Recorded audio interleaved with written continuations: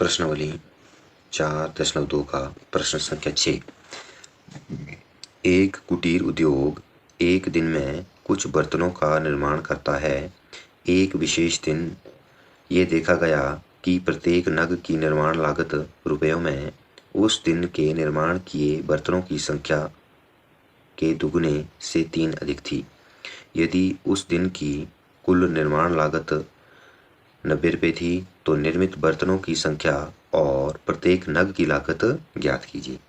देखो, किसी एक दिन में जो बर्तनों उस व्यक्ति ने निर्मित किए उसका संबंध जो दिया हुआ है वो दिया है प्रत्येक नग की निर्माण लागत से। तो प्रत्येक नग की निर्माण लागत जो है उस दिन के निर्माण किए बर्तनों की संख्या, मान लो कि उस दिन जो निर्माण किए बर्तन है उसने x, उसकी संख्या के दोगुने तो हो जाएगा 2x से 3 अधिक थी। तो और उस दिन की कुल निर्माण लागत जो 90 रुपये थी, तो हमने निर्मित बर्तनों की संख्या और प्रत्येक नग की लागत को ज्ञात करना है। ठीक है, जैसा कि प्रश्न के अंदर बोला गया है, हम लोग मान लेंगे सबसे पहले, माना उस दिन निर्मित बर्तनों की संख्या, उस दिन निर्मित बर्तनों की संख्या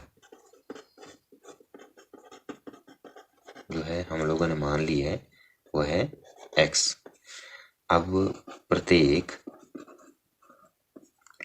नग की निर्माण लागत, जो भी नग बने हैं, नग की निर्माण लागत जो हमारे पास दी हुई है प्रश्न के अनुसार वो है कि जितने उसने बर्तनों को निर्मित किया है उसके दोगुने, उसका जो है उसका दोगुने से 3 अधिक है। और उस दिन की जो कुल निर्माण लागत है वो दी हुई है हमारे पास।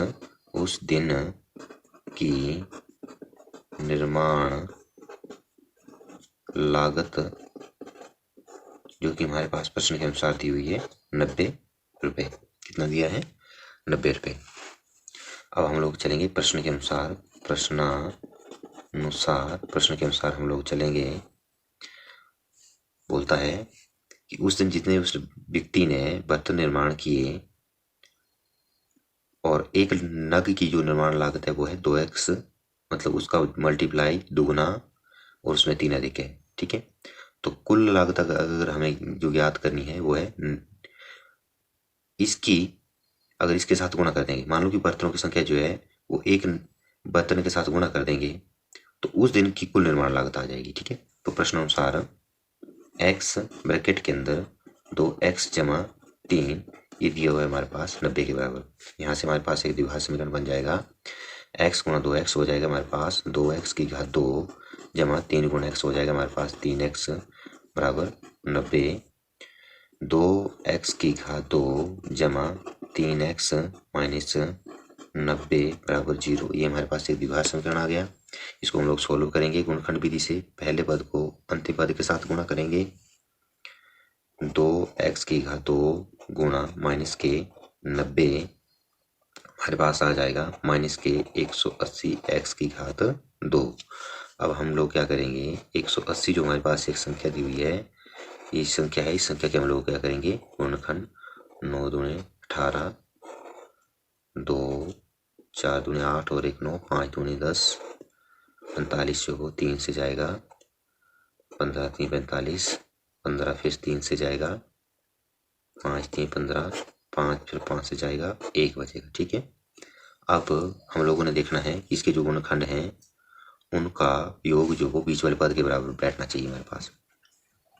तो 2 दूने 4 3 12 और 15, 12 और 15 के बीच में क्या, 3 का। 2 दूने 4 3 12, 5 3 15। ओके,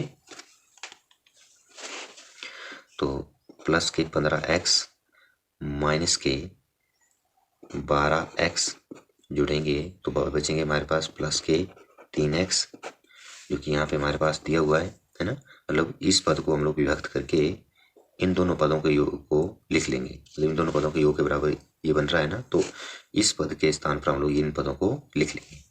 और इन दोनों को जब हम लोग गुणा करें 15x गुणा माइनस के 12x, तो हमारे पास आ जाएगा माइनस में 180x की घात 2, जो कि ये हमारे पास दिया हुआ है। अब यहाँ पे हम लोग क्या करेंगे, 2x की घात 2 माइनस के 12x को हम लोग पहले भी लिख सकते हैं प्लस के 15x माइनस 90 बराबर 0।